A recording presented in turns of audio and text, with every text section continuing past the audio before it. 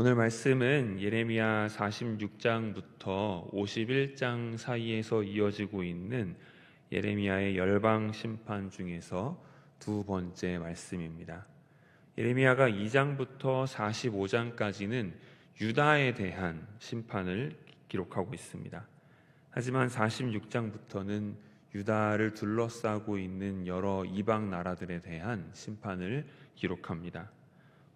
그 내용들은 이런 내용들이 있습니다. 첫 번째로는 애굽에 대한 심판, 그리고 오늘 살펴볼 블레셋에 대한 심판, 그 외에도 모압과 암몬, 에돔, 다메섹, 게달, 하솔, 엘람, 마지막으로 바벨론까지 총 10개의 국가들에 대한 심판의 메시지들이 이 46장부터 51장까지 이어집니다.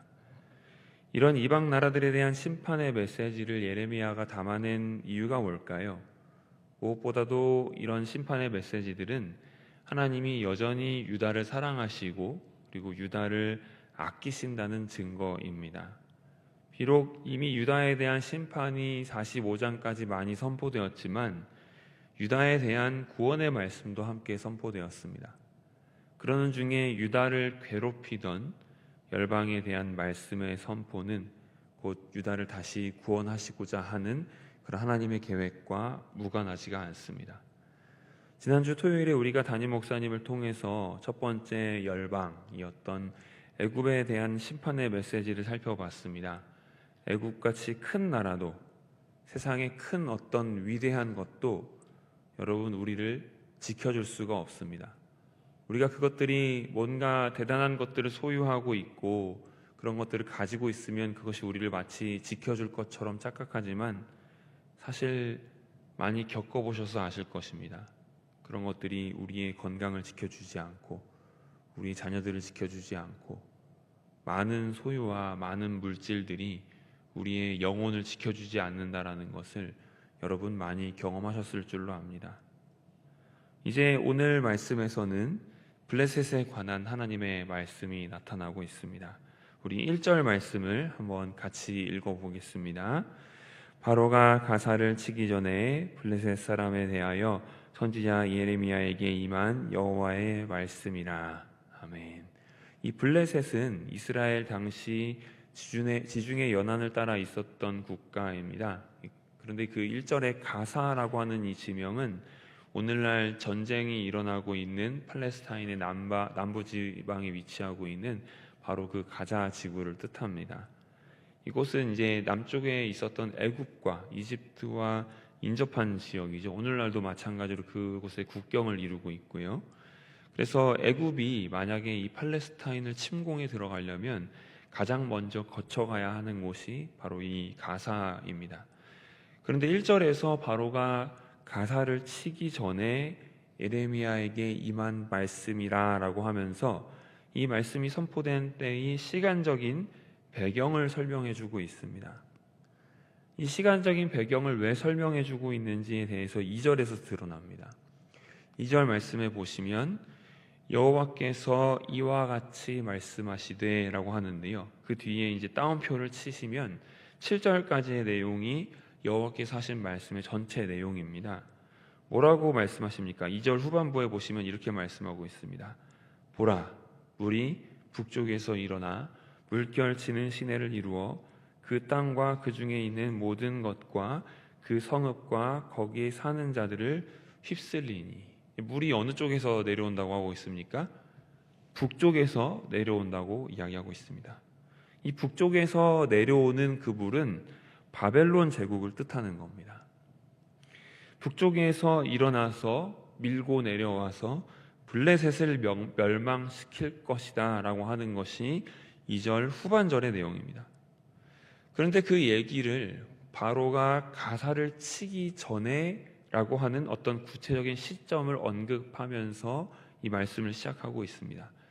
그러니까 사실 이 본문이 전제하고 있는 시점은 언제냐면요, 즉 이 블레셋이 이 본문에서 놓여 있는 실제적인 역사적인 상황은 아직 북쪽으로부터의 어떤 그 바벨론의 침공이 구체화되기 전에 있었던, 그러니까 애굽으로부터 사실은 지금 당면한 과제는 뭐였냐면 남쪽의 애국으로부터 치고 올라오는 그들을 방어해야 하는 그런 입장에 놓여져 있을 때의 그 시점에 있는 겁니다. 그러니까 애굽의 파라오 느고가 느닷없이 진군에 들어오면서 가사를 점령할 위기에 있었던 상황입니다. 실제로 느고는 느부갓네살 왕과 어떤 일전을 벌이기 위해서 블레셋 가자 지구를 통과해서 갈그미스로 진군에 들어갔던 때가 있었습니다. 그런데 하나님은 블레셋 남쪽의 애굽에 대한 심판을 말씀하시지 않습니다. 지금 오늘 말씀에서 하나님은 애굽을 통해서 이 블레셋이 멸망당할 것이다, 그렇게 말씀하고 있지 않습니다. 애굽이 문제가 아니라 바벨론이 문제다라고 지금 그렇게 말씀하고 있는 상황이죠. 어떻게 보면 좀 잘 이해가 안 되는 부분이신 것이기도 한 것이죠. 예레미야는 지금 하나님의 심판의 도구로서 애굽이 아니라 위에서부터 내려오는 바벨론이 진짜 위협이라는 것을 감지하고 있는 겁니다. 여기서 알 수 있는 한 가지 중요한 사실은 지금 당장 사람들의 눈에는 애굽이 가장 큰 위협처럼 보이지만 하나님의 심판은 애굽이 아니라 사람들이 당시에 깊이 깨닫지 못했던 바벨론을 통해 블레셋에 임했다라는 것입니다. 우리의 상황에 비추어서 생각해 보면 어떨까요? 우리의 눈에 가장 위협적으로 보이는 것들이 있습니다. 우리의 삶에 가장 치명적으로 여겨지는 그런 문제들이 있습니다. 그게 가장 치명적이고 위협적인 문제인 줄로 알았는데 실은 그게 아니라 전혀 예상하지 못한 곳에서 하나님의 심판이 있다라는 것입니다. 진짜 문제는 지금 우리가 누구나 다 볼 수 있고 누구나 다 알 수 있는, 지금 눈에 보이거나 아니면 예상이 지금 가능한 상태에서의 어떤 애굽 같은 존재 때문에 심판이 임하는 것이 아니라 아직 예상할 수 없었고 보이지 않았던 바벨론 때문에 이 심판이 임한다라는 것입니다. 여러분, 이 시대의 평화와 자유를 해치는 가장 큰 문제는 무엇입니까? 눈으로 보기에는, 저희들이 지금 눈으로 목도하기에는 정치적인 이념이나 좌우의 갈등이나 아니면 경제적인 빈부격차나 혹은 지금 전 세계 곳곳에서 일어나고 있는 전쟁 때문에 이 평화와 자유가 해쳐지고 있다고 생각할 수 있습니다. 겉으로 보기에는 정치적인 이념 때문에 싸우고 종교 때문에 전쟁이 일어나고 이런저런 문제들 때문에 이런 평화와 자유가 해쳐지는 것 같지만 그렇지 않습니다. 선진국들의 인구 절벽의 문제가 왜 발생합니까? 우리나라 청년들이 결혼하지 않고 자녀를 낳지 않는 문제가 발생하는 이유가 무엇입니까? 사회적으로 세대 간, 계층 간 갈등이 일어나는 이유가 무엇입니까? 좌우 대립이 극명하게 나타나는 이유가 무엇입니까? 여러 가지 이유를 댈 수가 있겠죠. 사회가 너무 힘들어서, 생활이 너무 힘들어서, 집 한 채 사기 힘들어서, 직장 구하기 힘들어서, 이 모든 것들이 다 이유가 되지만 가장 근본적인 문제는 개인이 이기적인 죄인이기 때문이에요. 행복하기 위해서 나를 아끼고 헌신하지 않는 것입니다. 남들을 위해서 자기를 내려놓으려고 하지 않습니다.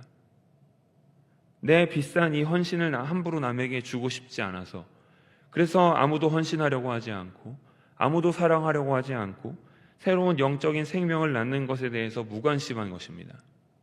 겉으로 보기엔 사회가 문제이지만, 겉으로 보기엔 또 다른 것들이 문제이지만 진짜 문제는 우리가 시간이 지나면 지날수록 더욱 이기적인 존재가 되어버렸다라는 것에 있습니다. 그런데 그 가장 기저에 있는 이 핵심은 잘 보이지가 않죠. 우리가 그만큼 이기적인 존재가 되었고 이기적인 사회가 되었다라는 것, 이기적인 개인이 되었다라는 것, 그것은 보지 못하고 사회 탓, 남 탓, 이런저런 다른 것 문제 탓, 그런 것들 하면서 살고 있습니다. 하나님의 심판은 보이지 않는 곳에서 임하는 거예요. 눈으로 보이는 것에서는 이미 다 보고 있고 그곳에서는 다 예상이 되는 것 같고 다 그곳에서 임할 것 같지만 실제 하나님의 심판은 우리가 알 수 없는, 인간의 눈으로는 찾아볼 수 없는 바로 그곳에서 시작되는 것입니다. 우리가 애굽의 시야를 빼앗겨 보고 있지 못하는 진짜 문제가 무엇인지 깊이 생각해 보셔야 합니다. 우리 각자가 처해 있는 현실 속에서 가장 근본적인 문제가 뭔지 다시 한번 생각해 보십시오. 눈에 보이는 문제가 아닙니다. 우리가 무엇을 두려워하는지 자세히 살펴보십시오. 자세히 살펴보다 보면 사실 그 안에 뭐가 있느냐? 불신이 있다는 것을 알 수가 있습니다. 두려움 안에는, 우리가 두려워하는 그 모든 것 안에는 하나님에 대한 불신이 있습니다. 하나님이 내 삶을 인도하고 계시지 않다고 믿는 불신, 하나님이 나를 구원하셨다라는 것에 대한 불신, 그런 것들에 대한 불신이 있습니다. 2절 이하부터 그 바벨론으로부터 오는 무시무시한 하나님의 심판에 대해서 이제 설명을 자세하게 하기 시작합니다. 2절에서 물길 치는 시내를 이루어서 블레셋을 휩쓸어 버리는 그 물은 3절을 보시면 군마의 발굽 소리, 달리는 병거 바퀴에 진동하는 소리로 표현됩니다. 아버지가 두려움 속에서 자기 자녀를 돌보지 못할 정도로 그 소리가 무섭다라고 합니다. 4절에서 그러한 바벨론을 통한 심판의 주체가 아주 명확하게 나타나고 있죠. 바로 여호와다라고 말씀하고 있습니다. 그러면서 이렇게 말씀합니다. 여호와께서 갑돌섬에 남아있는 블레셋 사람을 유린하시리라. 갑돌섬은 사실 이 블레셋의 지중해 연안에서 조금 떨어져 있는 팔레스타인에서는 바다를 건너야만 할 수 있는, 당도할 수 있는 크레타 섬을 뜻합니다. 블레셋 사람들이 바다를 건너서 이 크레타 섬에 갔다 할지라도, 도망쳐서 그곳까지 달아났다 할지라도 집요하신 하나님이 그들을 전부 다 찾아내서 씨를 다 말려버릴 것이다 라고 지금 아주 무섭게 선포하고 계십니다. 아주 무서운 심판입니다. 그리고 이 심판은 멈출 수 없다라고 하는 것이 5절부터 7절까지의 내용입니다. 5절부터 7절까지 내용을 한번 같이 읽어보겠습니다. 가사는 대머리가 되었고 아스글론과 그들에게 남아있는 평지가 잠잠하게 되었나니 내가 내 몸 베기를 어느 때까지 하겠느냐? 오호라 여호와의 칼이여, 내가 언제까지 쉬지 않겠느냐? 내 칼집에 들어가서 가만히 쉴지어다. 여호와께서 이를 명령하셨은즉 어떻게 잠잠하며 쉬겠느냐? 아스글론과 해변을 치려하여 그가 정하셨느니라 하니라. 아멘. 6절이 조금 헷갈리실 수 있는데요. 6절은 이제 예레미야가 한 얘기가 아니고 블레셋 사람들이 한 말을 옮겨 놓은 것입니다. 여호와의 칼에게 네 칼집에 들어가서 쉬어라 라고 지금 그렇게 이야기하는 것은 이제 심판을 좀 멈춰달라라는 뜻인 거죠. 여호와의 칼이여 제발 좀 멈춰 주십시오 라고 그렇게 이야기하는 것이죠. 그런 요청에 대해서 7절을 보십시오. 여호와께서 이를 명령하셨은즉 어떻게 잠잠하여 쉬겠느냐? 어떻게 잠잠하여 쉬겠느냐? 여호와께서 뭐라고 하십니까? 잠잠하지 않겠다라고 아주 단호하게 말씀하십니다. 막을 수 없다라는 것입니다. 그러한 하나님의 심판은 어떤 노력으로도 막을 수가 없습니다. 5절 끝부분에 보시면 내가 내 몸 베기를 어느 때까지 하려느냐라고 하는데요. 블레셋 사람들이 어떻게 생각했냐면 몸을 상하게 함으로써 신을 만족시킬 수 있다라고 생각했던 사람들입니다. 아무리 그래봐야 자기 몸을 상하게끔 피를 내고 칼질을 하고 그래가지고 상하게 해서 무슨 노력을 해봐야 소용없다라는 것이죠. 그러한 사람의 노력으로 막을 수 없는 심판의 때가 반드시 다가옵니다. 우리는 우리의 이 죄된 이기적 본성을, 이 심판에 마주하고 있는 우리의 죄된 이기적 본성을 우리의 노력으로 바꿀 수가 없습니다. 이 절망 앞에 여러분 서보셔야만 합니다. 우리가 아무리 노력해도 무슨 수를 써도 바꿀 수 없는 우리 자신의 죄된 이기적인 본성이 있다라는 것을 깊이 아셔야 합니다. 개인적으로도 우리 스스로 노력해서 우리의 죄성을 뿌리채 뽑을 수가 없습니다. 사회적으로도 이 시대에 완전한 어떤 누구에게나 천국 같은 국가를 건설할 수는 없습니다. 역사가 말해주고 있습니다. 그러한 절망과 무기력함 앞에 섰을 때 그때 우리는 우리의 주님을 찾게 됩니다.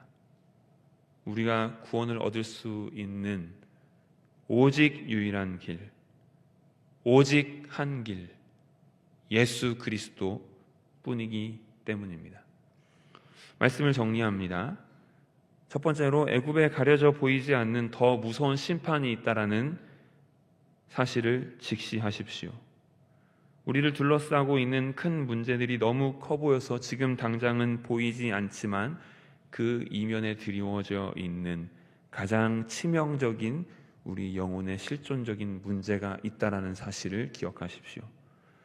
둘째로 고장난 우리의 영혼은 스스로의 노력으로 해결할 수 없다라는 것을 기억하십시오. 오직 예수 그리스도의 은혜가 필요할 뿐이라는 것도 함께 기억하시면서 오늘 주님께 은혜를 구하며 나아가시는 우리 모두가 되기를 주님의 이름으로 축복합니다. 기도하겠습니다. 하나님의 은혜를 감사드립니다. 오늘도 우리로 하여금 말씀으로 하루를 열게 하여 주심을 감사드립니다.